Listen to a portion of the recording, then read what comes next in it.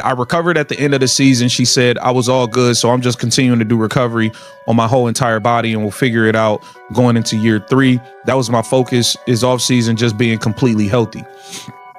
Here it says the Sky didn't have the best 2025 season. The team closed things out with a 10-34 record. God damn. And in 12th place in rankings. Reese vented her frustration with how the team was performing in September and was suspended for a half game. Quit. Those were the words that, according to people inside Team USA camp, flipped everything upside down. Because on the final day, when Caitlyn Clark was officially named the starter, the gym didn't explode with cheers, it split apart. Stay locked in. Like and subscribe, because this story gets wild fast, and the ending stunned everyone who saw it. The setup, from day one, Team USA camp wasn't loud. It wasn't dramatic, it was something worse, silent tension. The kind of tension you feel right before something blows up. Cameras were restricted, media pushed away. Decisions happening behind closed doors, and one decision was already sealed. Caitlyn Clark was starting. The moment that lineup sheet hit the wall, the entire room shifted. No speech, no announcement, just names on a board. With Clark sitting on top, players leaned closer. Coaches froze, and Angel Reese, she didn't just see her name. She saw the message, she saw the meaning. For her, this wasn't about minutes or rotation spots. This was identity. Angel had always been the spark, the emotional center, the player who brought fire, confidence, and personality. But this camp, this felt different. This felt like a new era, and Clark was the face of it. What happened next shocked everyone. Nothing to do with that team. Listen to the quote. I'm under contract. I guess I plan on returning to the Sky. I guess. I'm under contract for next year. I guess I'll be there. Hey, y'all gotta trade her. She don't want to be there, bro. The locker room it's cancered already. It's done. The locker room is in the stage of chemo. Respectfully, it's over. Y'all seen Courtney Vandersloot go on camera and say, "Yeah, I will be back," even though other people were saying otherwise. I will be back. Ball suddenly moved freer without Angel demanding touches. Spacing opened up, rhythm sharpened, and every action ran cleaner. The coaches saw it, not because they were choosing favorites, but because the system simply flowed better. Then came the practice that lit the fuse. Scrimmage, full intensity, no mercy. Caitlyn brought the ball up the floor, took one slow pause, and pulled from the logo. Bang! 3, pure. The gym didn't explode, it froze. Not in celebration, but in realization. Everyone heard the message that shot carried. Next possession, same result, another dagger, another reminder. Clark wasn't showing off, she was proving she belonged. Decisive, controlled, deadly. Angel felt the shift immediately. She tried to answer with energy, with physical play, with contact. But the game didn't bend to her anymore. It moved around her, flowed around her. Each possession shrank, each touch felt tighter. And frustration wasn't loud. It was quiet, desperate panic. Then came the locker room break. And that's when the real fracture showed. The room split, not by bodies, by belief.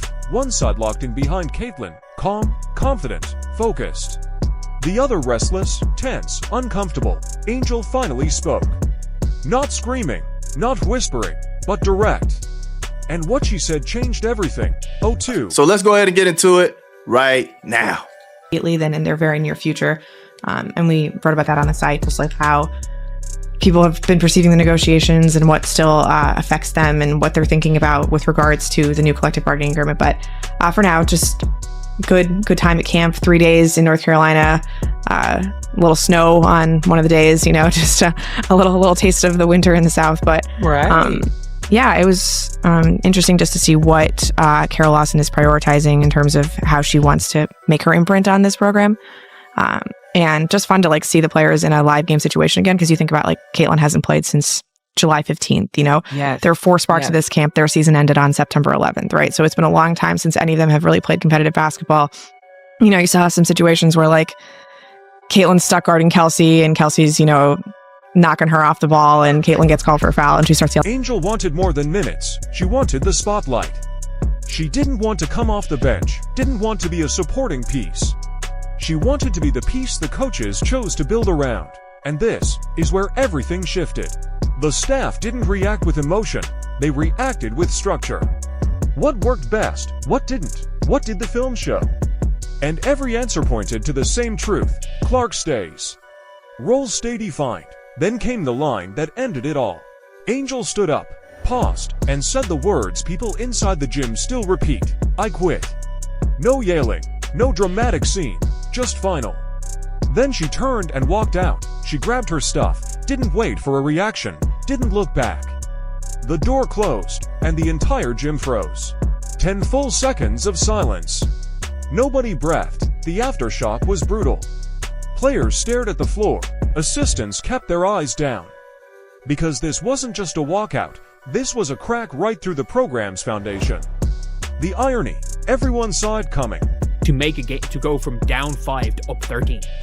Like that, well, basically it was down 15 to up 10 against Phoenix Mercury last year, where every single basket, other than one, was either scored or assisted by Caitlyn Clark in what was the craziest game for career. Where it's funny, if you look back on that game, I think she had 15 points and 13 assists, and on 4 of 15 shooting. And people were just like, oh, this was a terrible game. I remember people posting stats and were like, oh, inefficient. She nearly lost in that game. And it's like, I literally was like, go to the box score and look at what happened from when they were down 10 to up, or down 15 to up 10. 2 points, Caitlyn Clark. 2 points, X, assisted by Caitlyn Clark. 3 points, Elizabeth Smith, assisted by Caitlyn, assisted by Caitlyn, assisted by Caitlyn, scored by Caitlyn, assisted by Caitlyn, assisted by Caitlyn. It's like, that's kind of the way she plays, and she needs to be happy. She needs to be happy. She needs to play with joy. And that's kind of, for me, that's one of what I always say is the only reason I don't like Stephanie White. Here's the part nobody can ignore. The same camp that once doubted Caitlyn, the same system that once slowed her down, was now rebuilt around her. And it worked. Everything flipped. Hours later, the narrative turned. Angel's side started talking. Regret leaked out. Second thoughts surfaced. Suddenly, the message changed. Angel wanted back. She wanted the starting spot. She wanted her identity returned. But the truth was brutal. Team USA had already moved on. To those refs, if they are not calling the game right. I remember there was a clip showing Dearica Hamby getting that double team hard hedge going on Caitlyn, and they were like, oh, Caitlyn is still pushing off. Look, Hamby's arm was across Caitlyn's chest. All right, I did want to bring this into this video. Hamby reaching across the chest is a foul on Hamby. All right, she was restricting her freedom of movement. You can't do that, fam. You gotta slide those puppies. Now, I'm not too surprised that players could not handle Caitlyn Clark passes. We saw that happen in the first year, right? So when you have players who don't necessarily play with her, never play with her, they're gonna have to have a learning curve.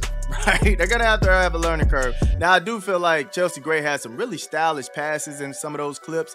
So I don't know why it's so hard to keep up with Caitlyn Clark. Maybe because she threads that needle and she puts it right where you need it. Right where it needs to be, right? And as they stated, Dearica Hamby had a situation where she got the ball. And I think that's when she got blocked. I think that's what she's talking about. But she got the ball, brought it down, right? Caitlyn Clark is going to put it right where you need it so you can get it and go up with it.